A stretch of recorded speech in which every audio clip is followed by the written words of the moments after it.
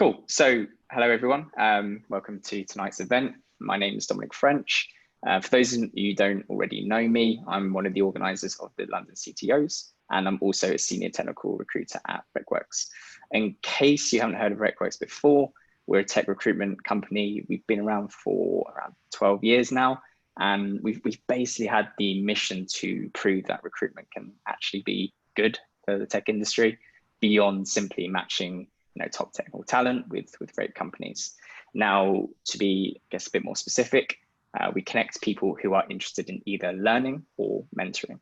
So we can either do this through group situations like this today or on like a one-to-one level. Now, I'd say the biggest example of this is our Meet a Mentor community. So I think in that we've made 2,500 introductions, and within this we've actually got an aspiring CTO group as well. So if anyone is interested in mentoring, passing on their knowledge and helping people out at the start of their CTO career or trying to get into it, give me a shout after. Now, everything we do is powered by recruitment, so all the revenue that we make from recruitment. So if anyone is hiring or sort of thinking about hiring next 3 to 6 months, again, just give me a shout, drop me a connection request on LinkedIn or drop me a message in the CTO Slack group. Anyway, I will now hand over to Stéphane, who is your speaker for tonight's talk. Over to you. Cool. Okay, so let me start by sharing my presentation. So I have a presentation for you all. First of all, I'm very excited to be here with you all today. I hope everyone is well and healthy during these crazy times. And thank you very much for taking the time of your busy schedules to attend this event with me on this very hot summer evening. Before we start, I'd like to share a couple of things about me so you know who's speaking and a little bit about my background as well. So the person that you actually see on the slide right there is me 8 months ago, clueless about what's to come with COVID, but also clueless about how long my hair is going to grow during this period, not being able to get a haircut. But yeah, so that's me. I've been in London for about 5 years now. I've worked in a few organizations as a software engineer, as a technical lead, and as a manager as well. And right now I'm working with Mimecast, where we provide cloud cybersecurity services for email, data, and web. So you might have seen, Mimecast at the bottom of your emails in certain services. In my free time, I also, I'm having fun trying to finish my master's in development management with the Open University. So that's taking quite a lot of my time. And from my last name, you might have guessed that I'm French, but at the same time, I'm half Greek, so this is where the accent is coming from because I was raised in Greece and I spent most of my years being in Athens. Today, we're going to be talking about common engineering structures. And so we're going to be going over a high-level overview of the most common ones that are getting used in engineering. And we're going to be talking about their strengths, their weaknesses, and at the end, how they compare with each other. But before we do that, in a typical Simon Sinek way, let's start with the why. First of all, why me? Why should you be listening to me having this talk? For the last couple of years, I've been very intrigued by this topic. I've been talking to different people, very interested in what other companies do in terms of how they structure their engineering department. And that was in an attempt for me to find the ideal engineering structure that might exist somewhere out there, but also that be more suitable for me to work on, maybe more based on my skills or my character. But overall, it is a topic that fascinates me a lot. I have worked in in all of the structures that we're going to touch on today, in both the engineering seat, but also as a manager. But I should say at this point that I'm not an expert whatsoever. I don't have a PhD in team structures. So I'll be talking about my experience from what I've seen, from what I've gathered from discussions that I've had around, but also I've tried to back my opinions with data and case studies where possible.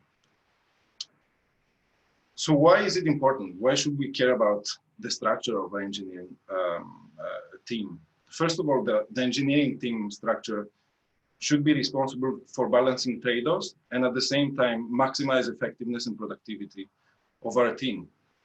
There has been a study at Harvard University that suggests that 60% of our team's effectiveness is relying on the structure that we have around it. So it's very crucial, it's very important to make sure that we have the right one that we want for our engineering team, depending on our needs, depending on the product that we have, depending on the culture that we want to build, and to be able to deliver a great experience to our customer. So what are these common team patterns? From all these discussions that I've had and from all the data that I've gathered from the internet, I've been able to kind of categorize all the different approaches that companies go for in 3 different types of teams. The first one being the technology team. The technology team is a very much horizontal approach where you structure your teams and you put them in a specialty based. So you have, for example, your front-end team, your back-end team, your QA team, and they're all very independent from each other. And there's not going to be a case where back-end developer would be working with the front-end in the same team. So each team is formed around a specific set of technology, and all team members report to a manager who's also skilled within that technology. The second one is the matrix team.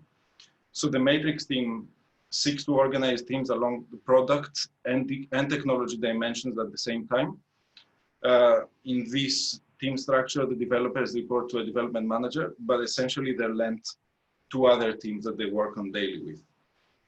There are 2 subcategories of a matrix team, but we're going to touch on that a bit later. And then there's the third one, the vertical approach, the product team, which seeks to organize the teams according to the business areas in your solution. So it's very similar to the matrix team. The teams are kind of cross-functional and they have all the skills needed to be able to deliver their product. And obviously each company uses these teams in a bit of a different way, so they might not be using exactly by the book what we're going to talk about. They kind of tweak them in their own ways, but everything comes back to the same principles. These structures can also be used in and customized in different ways. So for example, some companies might have a combination of some of them. They might have a technology team that handles that is used for some of their teams, and then some other teams might be using a product kind of structure.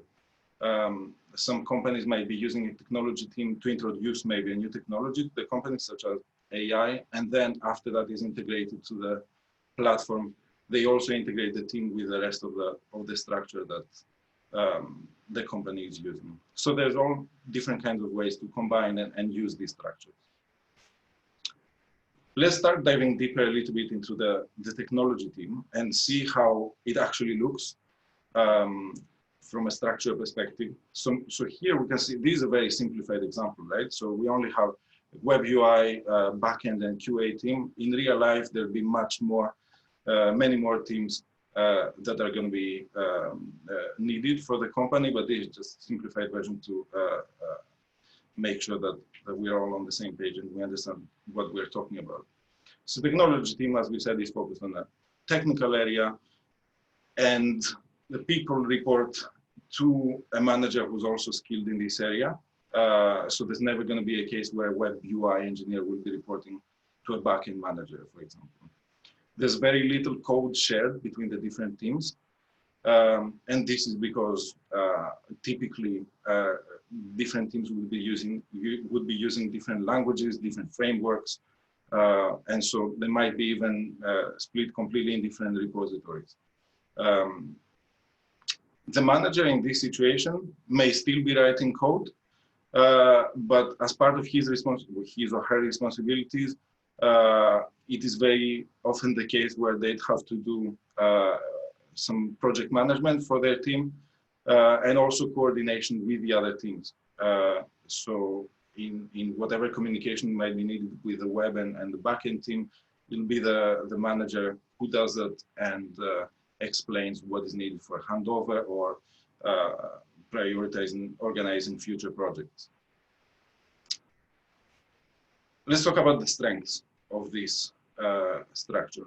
Well, first of all, we have technical mastery. Every team is focusing very much on the technical side, and this is the main aim. This is where most of the focus is and most of the discussions are. There's a very high quality of code.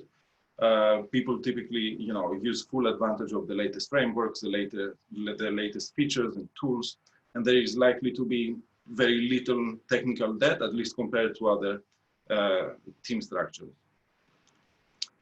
Recruiting technical experts can also be easier, and that's because of the fact that, say, if you have an Angular engineer, it'll be very attractive for him or her to join a team full of Angular engineers and be surrounded by them, be able to learn from them, and being able to teach to less senior members. So it's much easier to get this kind of traction for technical experts.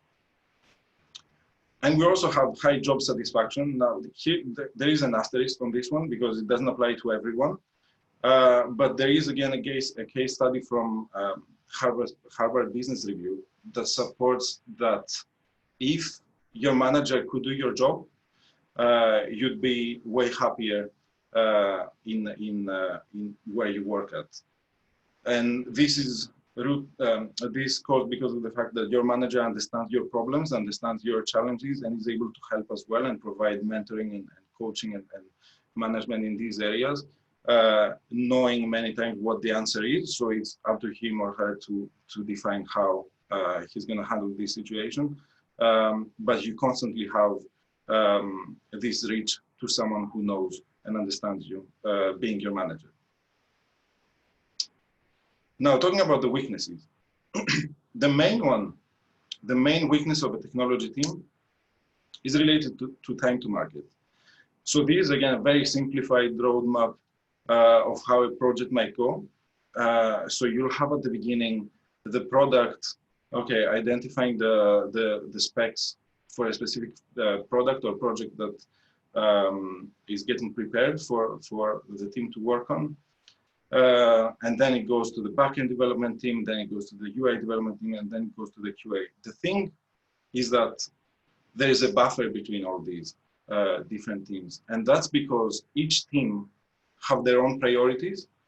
And so by the time product have finished identifying the job specs, maybe the backend team is not ready yet or has higher priority project that is working on before being able to take on the new project.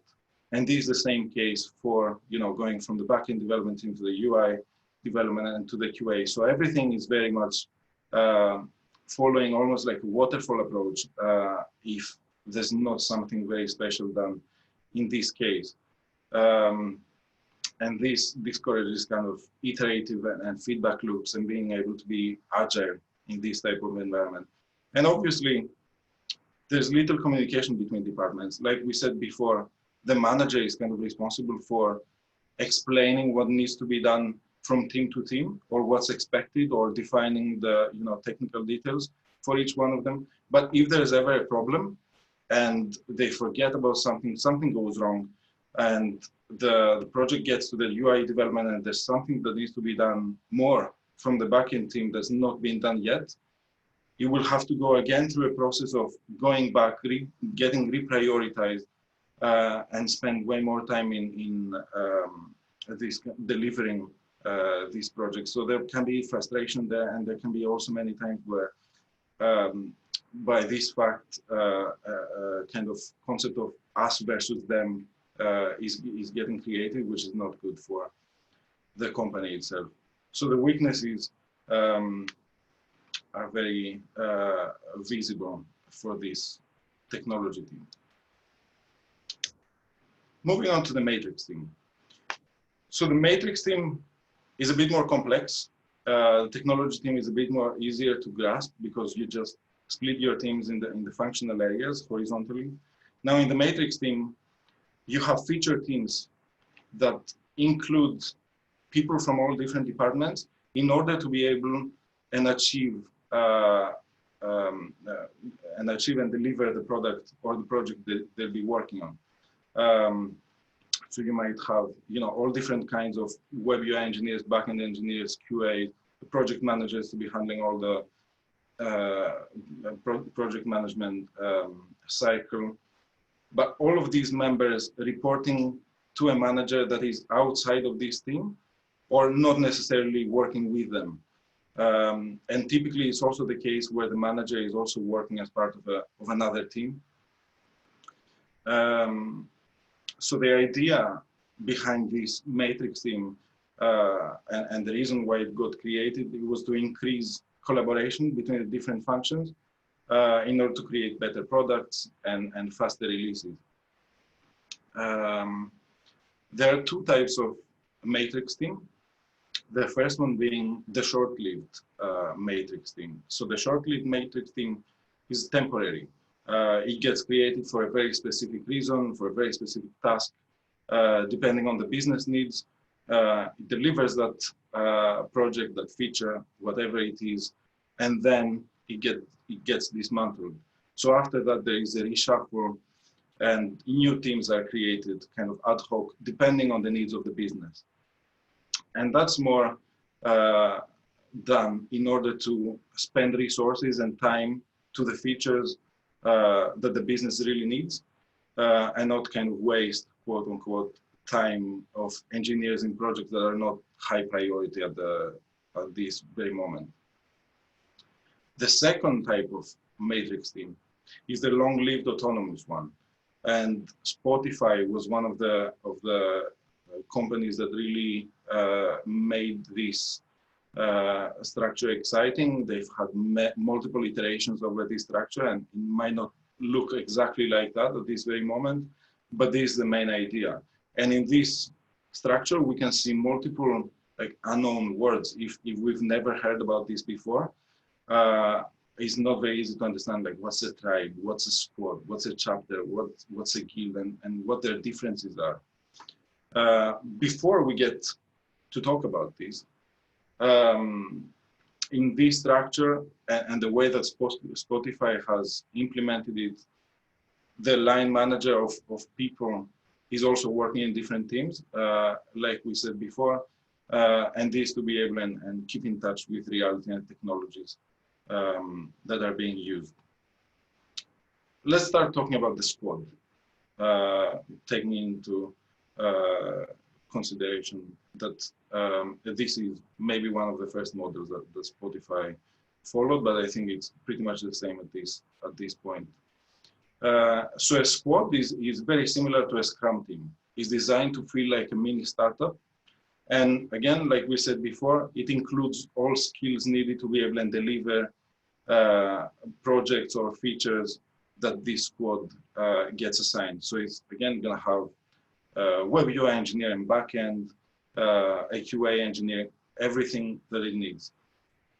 The squads also have access to an agile coach, and this is to be able and improve, to help the squad actually and improve the ways of working, and an agile coach would be running all the ceremonies that that squad would be using. The squads are self-organizing teams, so each squad might have their own process. So the first one might be using Scrum, the second one might be using Kanban. It's not necessarily the same project management process that they all use. And then there's also a product owner that's responsible for prioritizing, making sure that the backlog is in place for the squad to be able and pick on tasks with very well-defined criteria, acceptance criteria, and so on. So this is what a squad is, really. A tribe, moving forward, is a collection of squads that work usually in related areas. So they have a kind of broader vision as a team. Each tribe has a tribe lead who's responsible for providing the best possible vision for the squads within that tribe. And there's typically gatherings on a regular basis to talk about what the different squads have been working on, interesting tools or frameworks or findings that they might have during the last period, and learnings in general. So that will include live demos of maybe new features or tools and techniques that the squad has been working on, and that's done on a regular basis. The important bit in this structure are the guilds and the chapters. So this is really the glue that keeps the company together, and it's the functional. I like to think about it as a functional layer that is created within these vertical product teams. So the chapter, for example, is a team of people that have the same interests or the similar skills and working on the same general competency area within the same tribe. And so they would be meeting regularly to discuss about challenges or solutions that they might found and share it with others to make other people's life easier. The guilds follow the same principle. They're groups of teams of people that share the same skills and the same interests, but it's spread across a wider group of people. So it's typically spread across the whole company or within multiple tribes. An example of this might be, for example, the web UI guild or chapter, the API chapter, the kind of the QA guild. And so they all have this thing in common that they're working on, and they're able to share findings within these meetings. Let's talk a little bit about the strengths of a matrix team. So obviously the first one is collaboration between people in general. Like we saw, there are so being and working in that kind of structure, you're part of multiple teams, and you're part of vertical and horizontal teams all over the place. And so you're able to get the knowledge that you need from every layer or every different type of person that you might need. It brings engineers closer to the business because of the fact that you work on a product team, and you typically work on the same type of product or on the same product. You get in a position that you understand much better the business value that you're delivering as an engineer. And this is really useful in high complex businesses. Like, for example, if you're working on a trading platform, just to be able and grasp all the different components and how they interact together, it might take a lot of time. But once you get there, you really get the knowledge, and you're really able to understand what it is that you're delivering to your customers. It scales well. Like we saw, this model has been used in Spotify, for example. It has also been used in Microsoft in very different ways, Spotify and Microsoft. But it scales well in terms of how many people it can handle.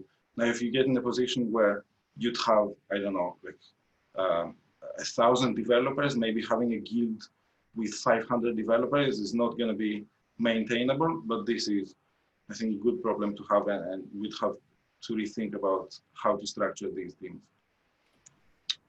And there's also improved time to market. So this is, again, a very kind of silly example, but this just to demonstrate that as soon as a product spec is defined, because of the fact that the team works together, they're able to pick on tasks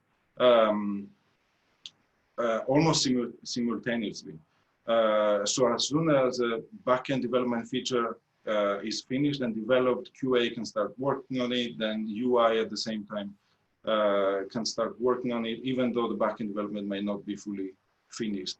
And following this, having the same the same time needed for each function, we're able to get to a much better and faster time to market. Weaknesses of the matrix team. The first one is sub-optimized functional areas. So because of the fact that you work in a product team, there's always this constant battle between, almost battle, like I wouldn't use this word, but between the functional and product work and what should be taking priority and what should be done first.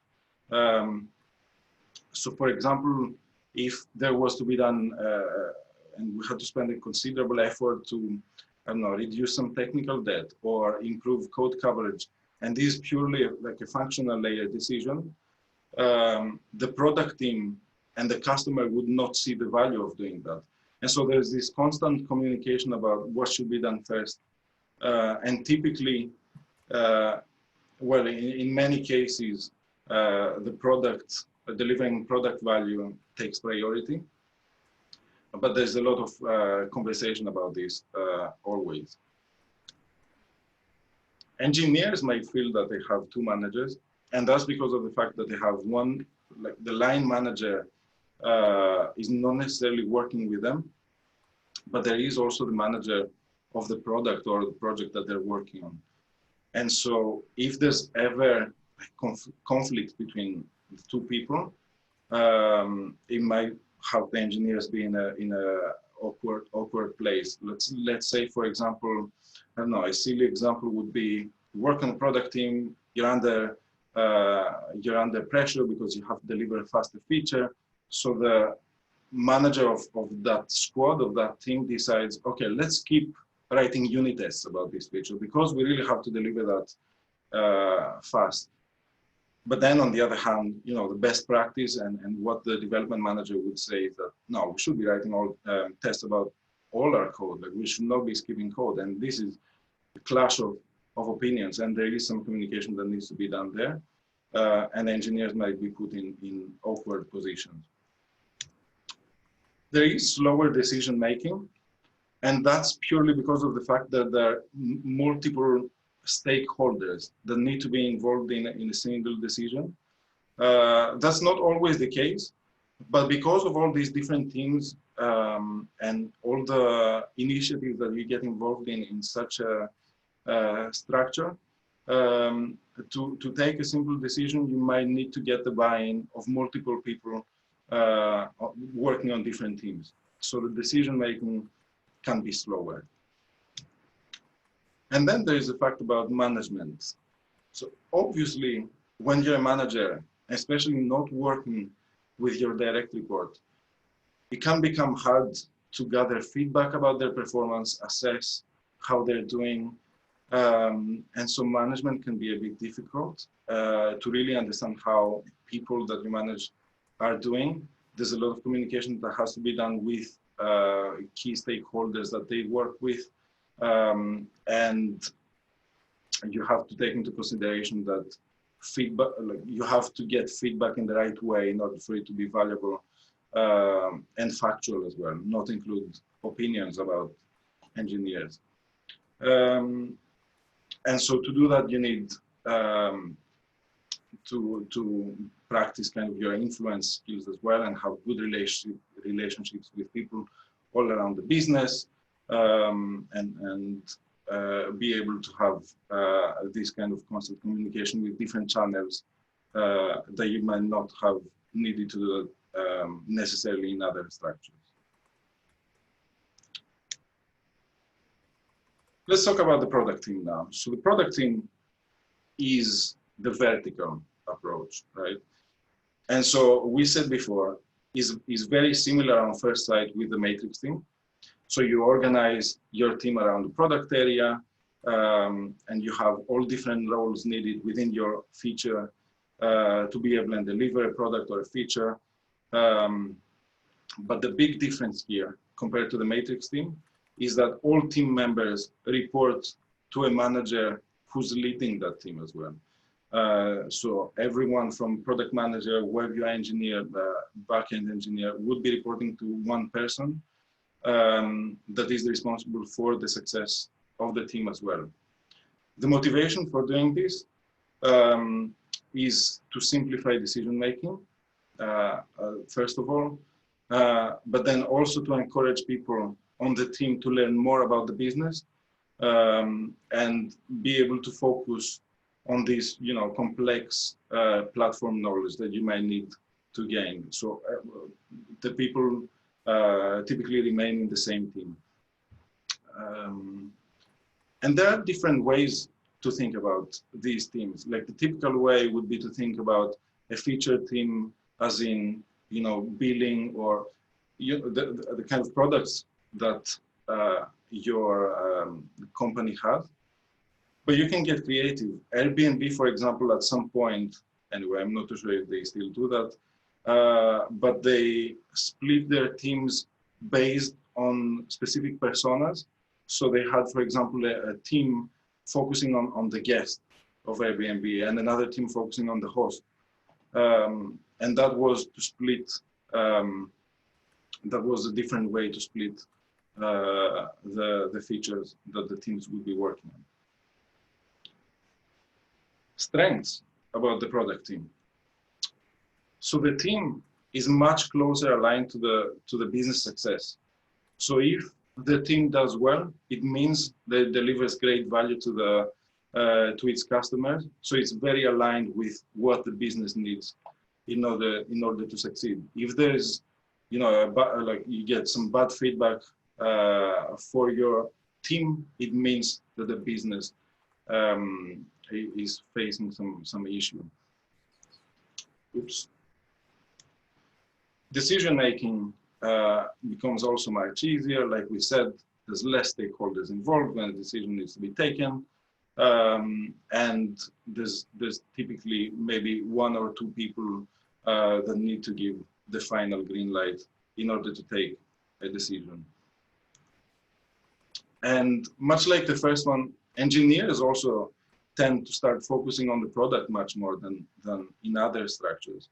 So we get in a place where engineers not only worry about the quality of the code and the technologies that they use, but also start to care a lot about if the product that they develop succeed in the market and that they make meaningful contributions towards this product.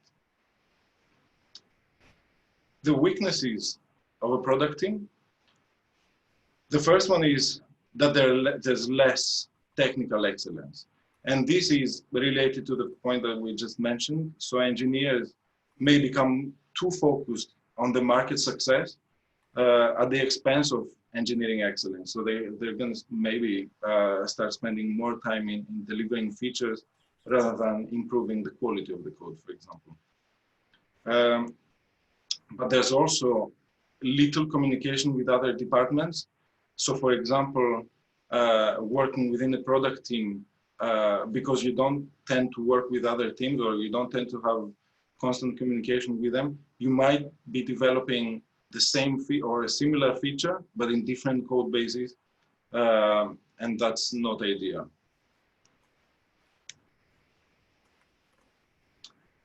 Why the responsibilities as a manager?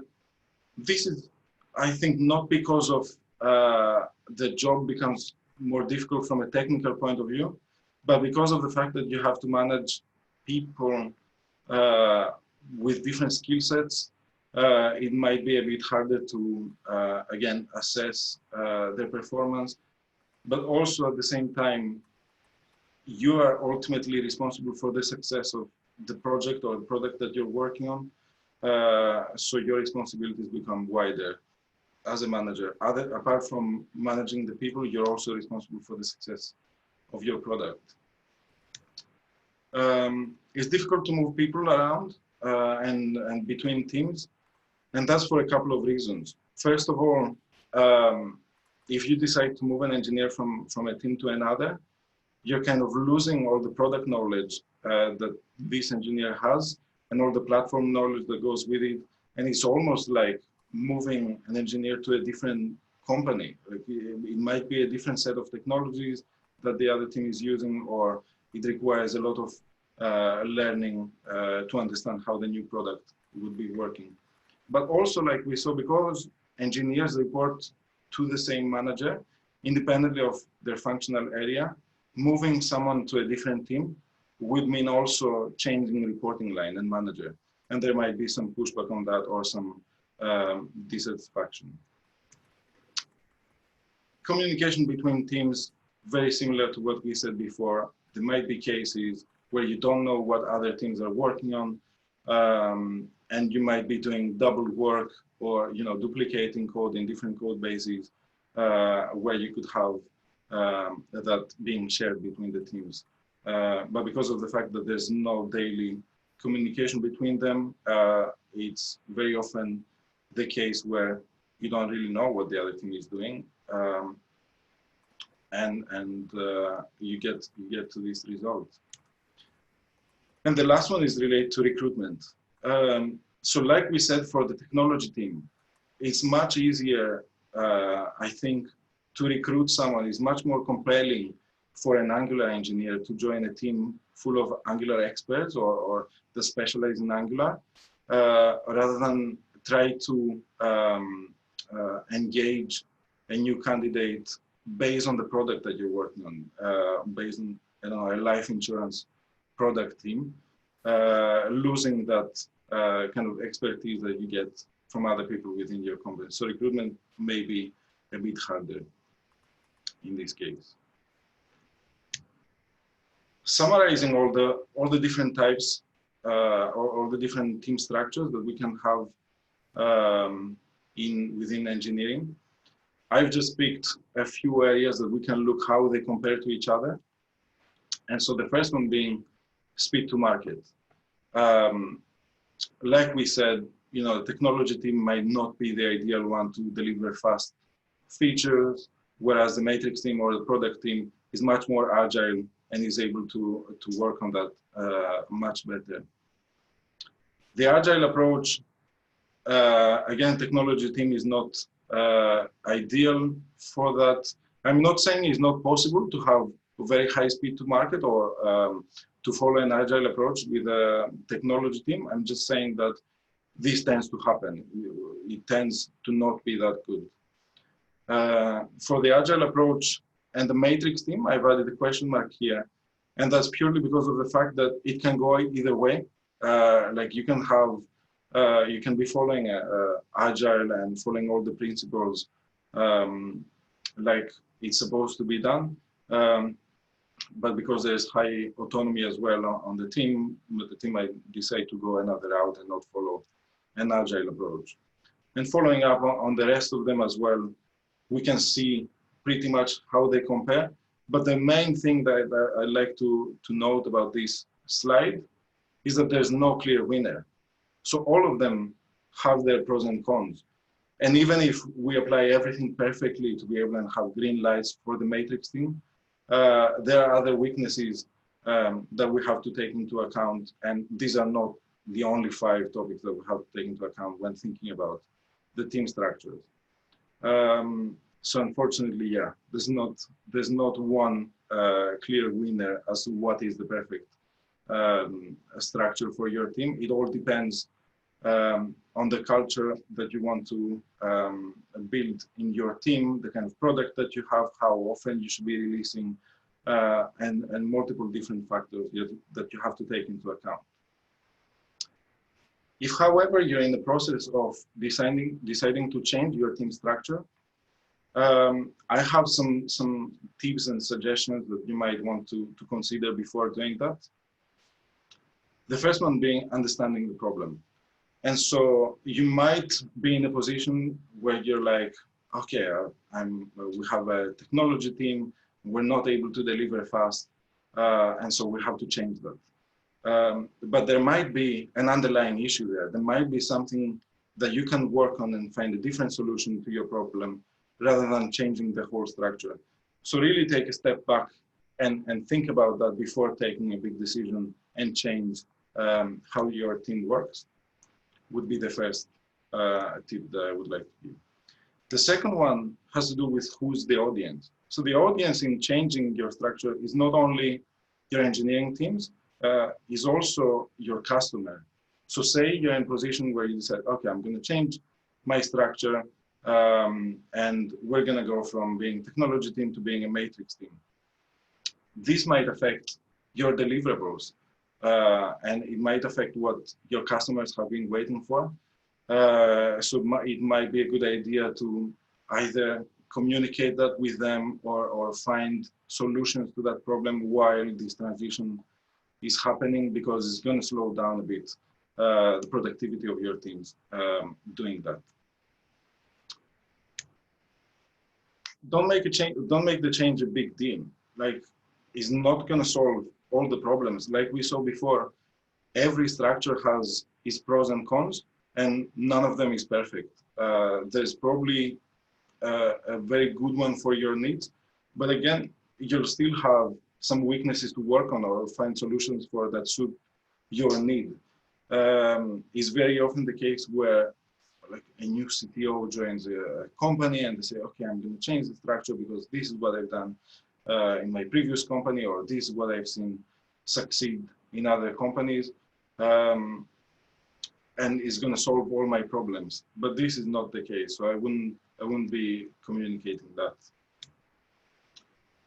Identify key decision makers is the next one. So when this decision is to be made that you're going to change your structure, everyone has an opinion on that, and everyone may not necessarily like what you're thinking of. So if you take the decision, really trust the people that are going to take the decision, taking into account obviously all the feedback from people within your company. But when you take the decision, stick to it and go for it without being influenced too much by what other people might say. If you think it's a good decision and it will improve your company structure, there might be pushback, but it's all part of the plan, and you'll have to deal with that. Or the key decision makers would have to find ways to overcome this. Then there's also the fact about over communicating. So if you're about to make this change, people should know. And people should know the benefits, they should know the strengths, they should know why we're making that decision, why we're changing the structure. And we should be really taking every opportunity that we get to talk about it. And there's maybe learnings from it as well. Like, if we decide to go from a technology team to a matrix team, there might need to be some training to people to be able to adjust to the new way of working and preparation. And this is done by communicating every aspect of it to the people within your organization and being transparent about it. And then the last one is related to creating room for experimentation. Like we said before, there's not probably solutions that are out there, and what other companies do may not be ideally in your case. So you may decide to go for one of these structures, but I wouldn't be very strict with the way that we're going to implement it, because there's room to play around and to see what fits best for us, and see, yeah, and we might be coming to a solution that doesn't exist but suits for our needs, and this is a good place to be. So these are the tips, and this is where also my presentation kind of ends. So if you have questions, like I said, I'm not an expert, but I'll do my best to reply to them. But yeah, thank you very much for listening. Yeah, Christoph, Stefan, we have a couple of questions. Sure. First one is from Chris Popov. If you want to take the point, Chris, is regarding the matrix team. Yeah. He was commenting that there is 3 managers instead of 2 managers. I don't know, Chris, if you want to take it from here. Chris? I think. So we're saying that there might be a case where in the matrix team we have even more than 2 managers. I think it's the next one. The next one, the next slide. about the strengths and the weakness of the matrix team. Next one. Weakness. Yeah, feels like having two managers. I think Chris was talking about there is a project manager, chapter lead, and squad lead. All right. Yeah. So, Chris? Okay, he's not there. Yeah. Hi guys. Yeah, someone unmuted me. Oh yeah. Sorry. Yeah, I mean, I say that you can potentially have more than two managers because you get a product manager as well. Of course, you may build a structure without a product manager, but you typically have a product manager, and then you have a squad lead, and then you have a chapter lead. So it can be three managers. Yeah. I guess the point here is that there are multiple ways of getting influence from different people, and there's multiple key stakeholders. So yeah, it might feel like having even more than that. But at some point, after you start having many managers, they're not really managers. They're more like stakeholders, or even like colleagues. Yeah. Because the more that you have, the less the impact is that you get. But yeah, it's a good. Great. We have another question from Kaiser. Let me unmute. Yeah. Can I ask a question related to the multiple managers? Is there like standard approaches that one could take to that? Because I would imagine that with the popularity of the matrix approach, a lot of people would have come across this problem, and therefore there might be some solutions out there. Like, how do you make sure that a developer doesn't feel like they're being dragged in multiple directions? Right.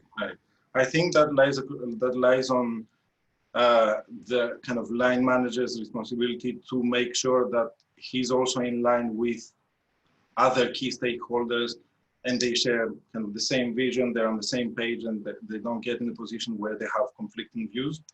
And if they do, then essentially what happens is that it will get escalated to the managers themselves, and they'd have to have a conversation about the problem. So almost like saving the problem from getting to the engineers layer by good communication between the different managers and key stakeholders. Does that answer this question, or? No, that sounds like a very good answer. Thanks. Thank you. Any other questions around there? No. Yeah, I can ask again. Where does goal setting sit in? So, for example, if you go with the technology structure, right, clearly there must still be some overall business goal. So why would the technology structure, should I say, deviate away from the business goal? Or how do we avoid that particular structure deviating away from the business goal? Because ideally what we want is strong, we want engineering excellence and the business focus. But from the matrix you put up, it seems like it's very hard to get that combination. From the matrix or from the technology team? Sorry, I used matrix wrongly there. So from the, at the end you put up a grid where you had the different ticks and crosses depending on the type of team. Yeah, this one. Yeah, so looking at this, it seems that it's difficult to get engineering excellence and the business focus. But that is exactly what we want. So what's the solution there? I think the solution might be related to the performance bit that you touched upon there. So in the case where we have a technology team, for example, where in some companies we'd have the SMART goals and performance goals be completely on the engineers to be defined. Maybe there's something that can be done from a business perspective to have some of them be almost kind of applied to teams and individuals. So there's a shared vision or there's specific vision for each team that's coming from the business. And there might be some alignment there. I think that's a potential solution. I haven't gone through this process, so I might not be able to talk a lot more about it, but it's just something that I thought about now can be done. Okay, cool, makes sense.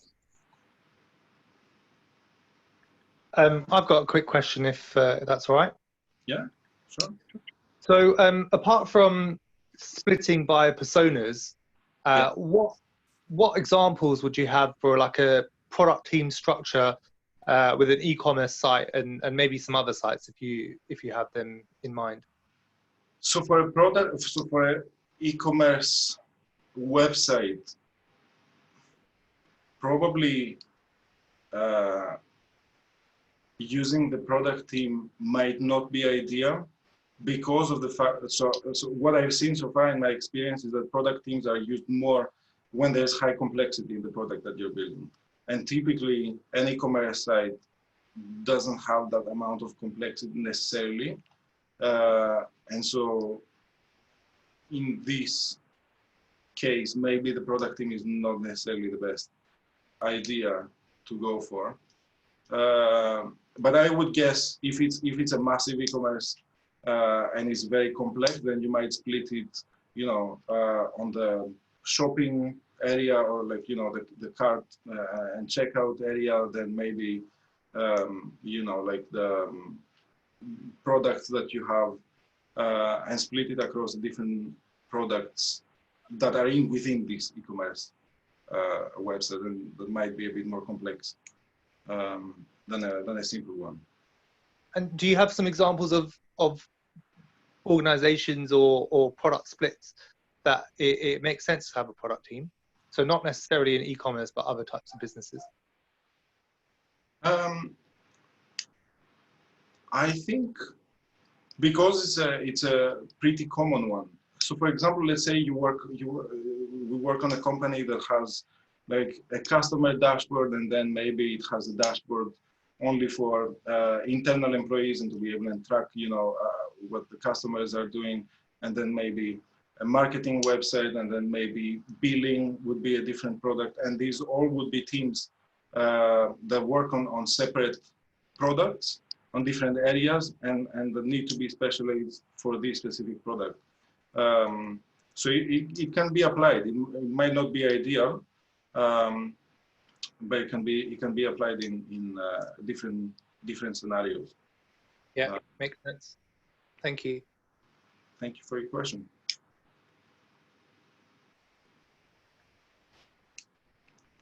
Any other question? Yeah, no questions from me. I just want to thanks Stephanie. So this is a great analysis. Really enjoyed it. Didn't realize there are weaknesses and strengths to all approaches. We stick to matrix and product, although I sometimes think we have weaknesses of all approaches and no strength of any, but I enjoyed it. Yeah. Thanks a lot. Thank you very much for your feedback. Yes, Stefan, will you share this presentation anywhere? Yeah, absolutely.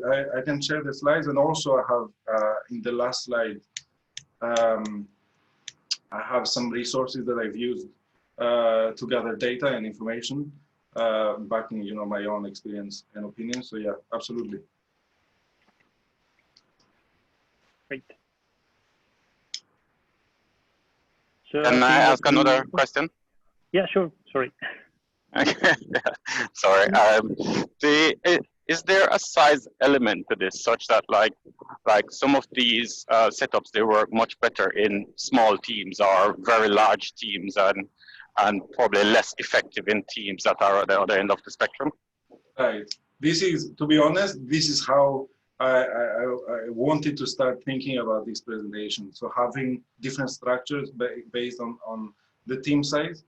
But unfortunately, it doesn't work really like that. So you can have like 50 people company that might be suitable for a matrix team, having a matrix team, and then another 50 people team that's suitable for a technology team. So there's not, we cannot really think about it this way, unfortunately. We cannot say that from 2 to 15 people, technology team is ideal, from 15 to 50 matrix team, and then, you know, for upwards, a product team. It very much depends on your product and the team that you're trying to build, taking into account all these factors that we discussed, you know, in the slide, with the checks and cross, but also many more that I haven't included.